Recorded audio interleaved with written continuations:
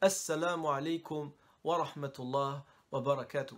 Mes très chers frères, mes très chères sœurs, Inch'Allah, ce soir nous allons aborder un sujet de la plus haute importance en ce mois de Ramadan, puisqu'il s'agit des bénéfices qui sont liés à l'obtention de At-Taqwa.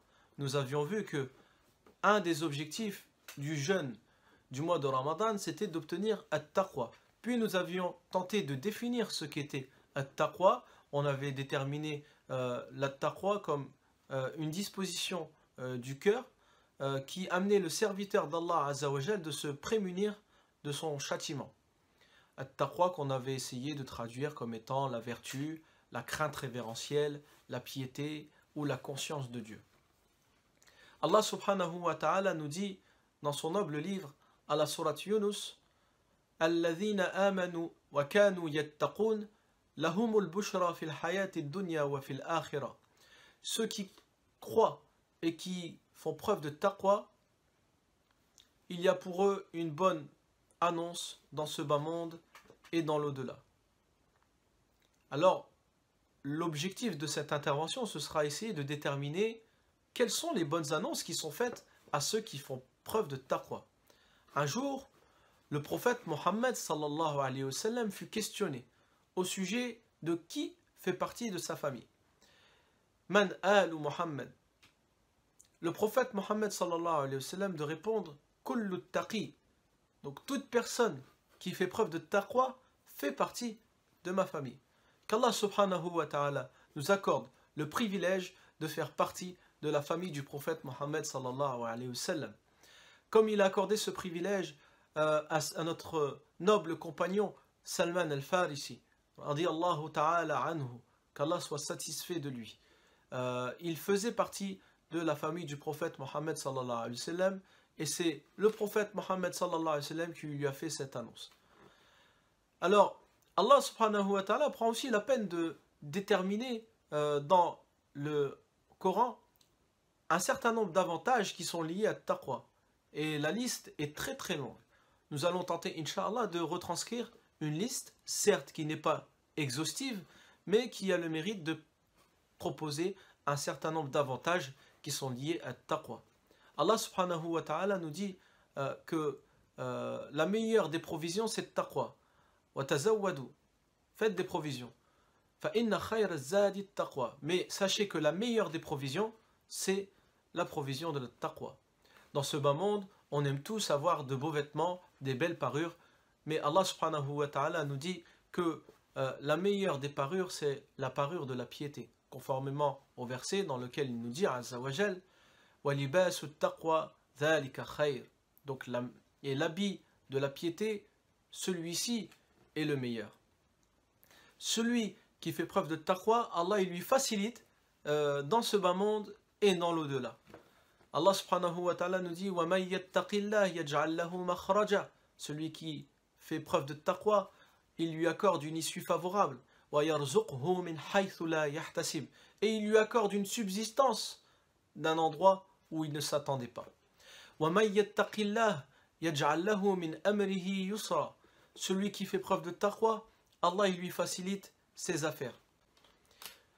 Celui qui fait preuve de taqwa, il est aussi dans une tranquillité et une paix intérieure. Donc, celui qui fait preuve de taqwa, il est dans une sécurité et dans une paix intérieure, puisqu'Allah subhanahu wa ta'ala nous dit Innal muttaqina fi maqamin amin. Celui qui fait preuve de taqwa, il est dans une demeure de sûreté, il est dans une demeure de sécurité. Et en effet, il nous dit Azza wa Jal que faman ittaqa wa aslaha fala khawfun alayhim wa la hum yahzanun. Celui qui fait preuve de taqwa et qui se corrige, alors il n'a nulle crainte ni affliction à avoir. Allah subhanahu wa ta'ala nous dit également que celui qui fait preuve de taqwa, c'est le plus noble d'entre les serviteurs. Inna akramakum indallahi atqakum. Le plus noble parmi vous auprès d'Allah est celui qui est le plus pieux.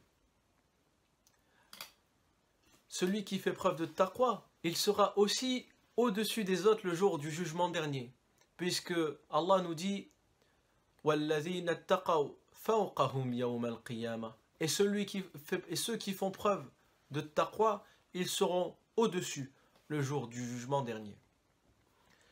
Celui qui fait preuve de taqwa, Allah devient son enseignant, puisqu'il nous dit wattaqullah et craignez Allah. Wa yu'allimukumullah et Allah il vous enseignera. Il nous enseignera quoi?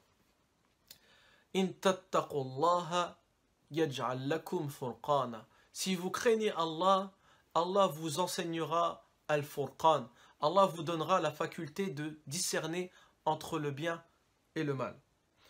Celui qui fait preuve de taqwa, Allah il lui donne le privilège de faire partie des gens reconnaissants. Celui qui fait preuve de taqwa, Allah subhanahu wa ta'ala lui fera miséricorde. Celui qui fait preuve de taqwa, Allah le compte parmi les gens de la réussite. Celui qui fait preuve de taqwa, Allah subhanahu wa ta'ala lui accordera une réussite. Inna lil muttaqina mafaza. Pour les pieux, ce sera certes une réussite. Et quelle réussite! Celui qui fait preuve de taqwa, Allah subhanahu wa ta'ala est avec lui. Inna Allah ma'al ladhina taqaw. Et celui qui fait preuve de taqwa, Allah subhanahu wa ta'ala l'aime. Il lui accorde son amour. Celui qui a l'amour d'Allah, n'a-t-il pas tout gagné? Celui qui bénéficie de l'amour d'Allah, n'a-t-il pas tout gagné? Inna Allah yuhibbul muttaqin. L'amour d'Allah. Celui qui fait preuve de taqwa, Allah subhanahu wa ta'ala lui accorde sa proximité. Inna Allah ma'al ladhina taqaw. Allah subhanahu wa ta'ala fait l'éloge et accorde et garantit le paradis à celui qui fait preuve de taqwa. Innal muttaqina fi jannatin wa uyun. Les gens de la piété seront dans des jardins où coulent des ruisseaux. Innal muttaqina fi jannatin wa nahar. Les gens de la piété seront dans des jardins où coulent des rivières. Ils seront dans un séjour de vérité auprès d'un Seigneur omnipotent. Qu'Allah subhanahu wa ta'ala nous compte parmi les gens de la piété et qu'il nous accorde l'ensemble des grâces et des faveurs qui sont liées à cette noble station. Nous allons clôturer avec une invocation que le prophète Mohammed sallallahu alayhi wa sallam avait coutume de faire. Allahumma inni as'aluka al-huda. Ô mon Seigneur, je te demande la guidée.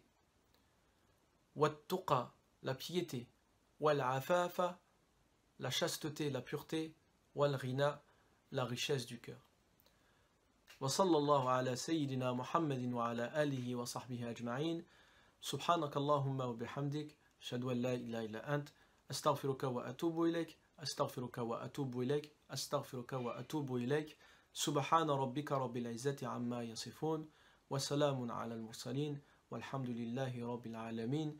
Je vous souhaite à tous et à toutes une bonne rupture du jeûne. Wassalamu alaikum wa rahmatullah wa barakatuh.